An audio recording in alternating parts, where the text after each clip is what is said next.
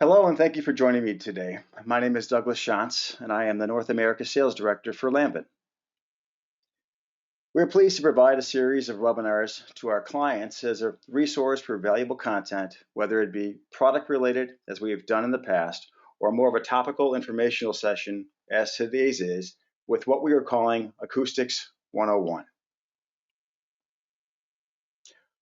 While this may be a review for many, we found some interesting did you knows and facts about everyday acoustics that are often ignored or overlooked when it comes to the interior design spaces we walk into, work, and live in every day. We will discuss the impact of acoustics briefly on a variety of building applications throughout our time together today, but let's start at the beginning. Acoustics is the science of sound.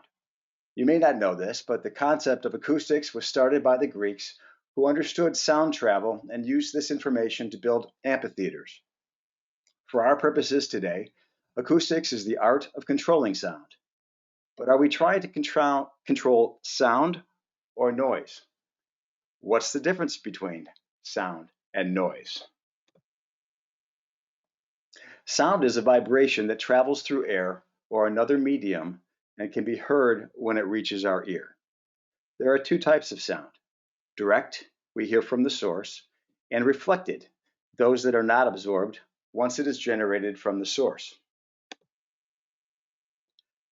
Noise is defined as unwanted sound we find annoying or distracting. It is often some of the simplest things we hear in the workplace daily, like coworkers' conversations, a copier, paper shredder, or a noisy air conditioner or HVAC system. In simple terms, sound is something you're interested in, noise is something you are not, and shouldn't be hearing at all.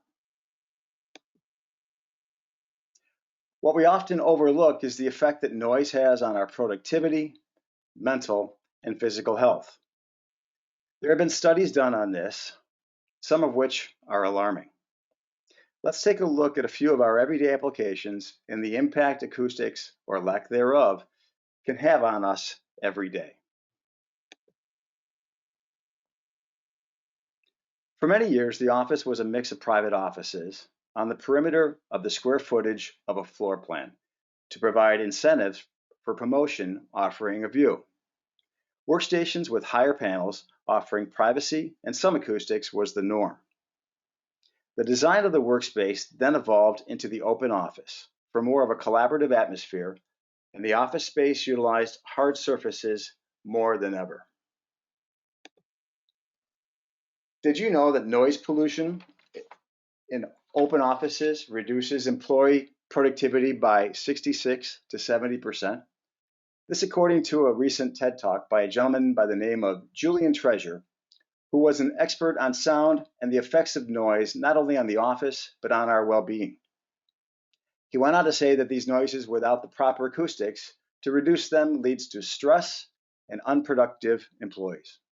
Stressed employees are one of the major reasons that leads to high blood pressure, headaches, and other issues leading to mental health concerns, and absenteeism due to a lack of physical and emotional well-being. Some other facts about productivity we often lose sight of.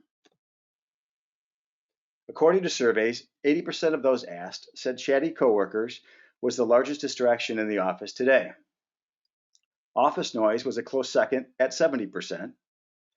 Did you know studies show it can take up to 25 minutes for people to regain concentration?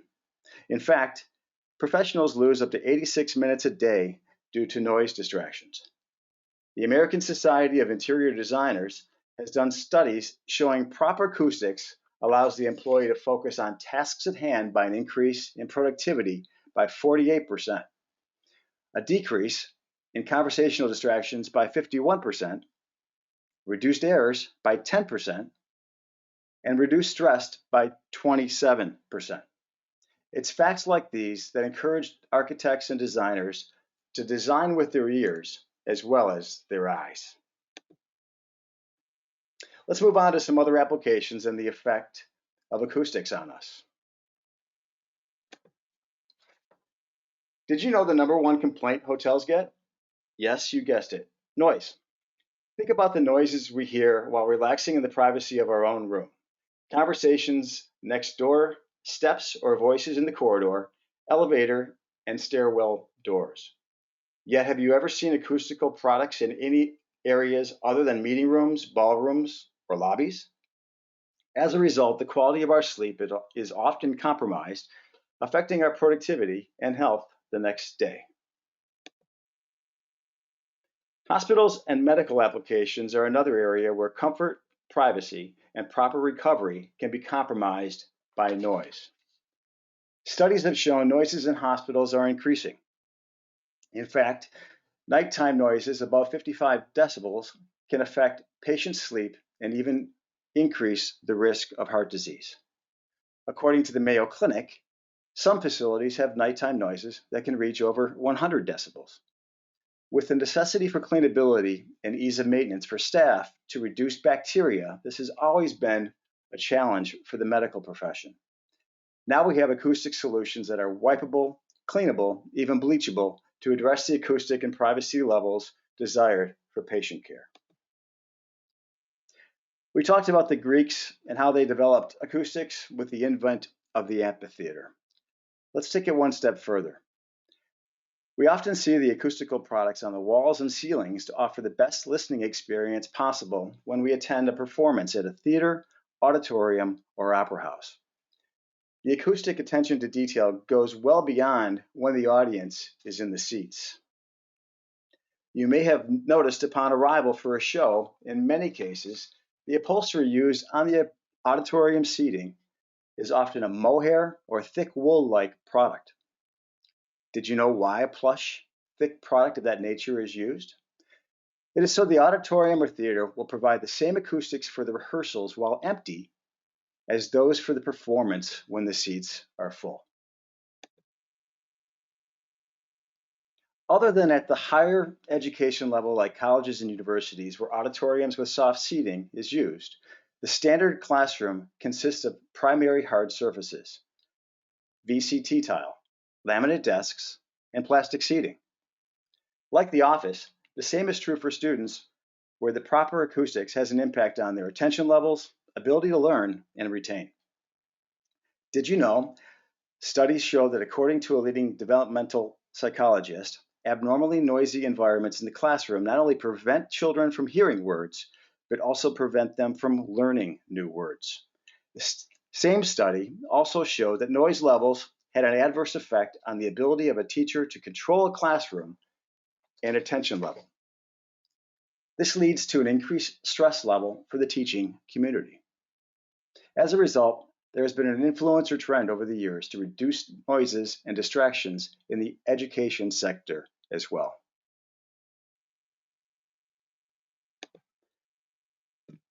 Back to some terminology. Sound is a series of pressure fluctuations of waves. They start when an object vibrates from its source, like a vocal cord. It moves in all directions in the air at the speed of sound, which is around 786 miles per hour. What sound encounters or its distance from the source determines what happens from there. As sound encounters a hard surface, it leads to what is called sound energy buildup, which amplifies the sound. Conversely, when it hits a soft surface, it is absorbed or lessened, leading to a reduction of sound. That leads us to the ABCs of acoustics: absorption, blocking, and covering. Absorption reduces what reaches our ears, for example, by incorporating acoustical products into the interior design of the space. Blocking would be a copier room that is closed off, surrounded by walls and/or glass. Covering is done with white or pink noise, often provided through a series of speakers. Not to get too technical, but a couple of terms that are often confused and misunderstood. NRC, noise reduction coefficient, and STC, sound transmission class. The easiest way to remember the difference is simple.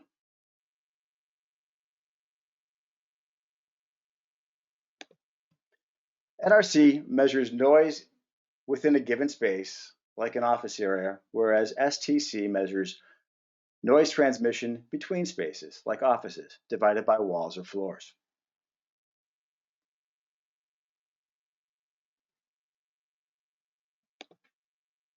The last thing we want to make you aware of is the impact of our current situation given COVID.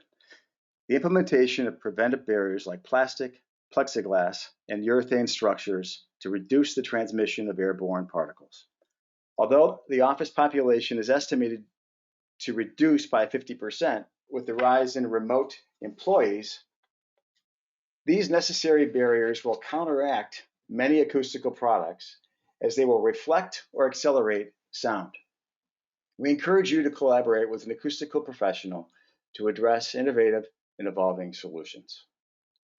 Given the distractions and underlying side effects that noise has on us in the workplace, you can see the planning, implementation of an acoustic strategy can improve well-being, productivity, happiness at work, and life in general. Thus the explosion of the acoustical product industry, and yes, that pun was intended, and the impact on the commercial designer and the challenges they face on a daily basis. We hope you found value in spending a few minutes with us today. We will continue our webinar series in the upcoming months with a commitment to bring our audience both topical and product-related tutorials. We'd love your feedback and suggestions for more topics or how to improve them. We encourage you to join us next month as we walk through the process involved in developing custom acoustical products specific to your project, from concept design to workshop drawings, approval process, the development of the product, creation and installation from start to finish. I'd suggest you visit our website at www.lamvin.com for more information or contact us to find a local sales representative in your area. We have been adding new sales representatives in a variety of markets, and they will be happy to assist you in getting more information on acoustics or specific Lamvin solutions for your projects. I want to thank you for your time and interest today. Have a great day and stay healthy.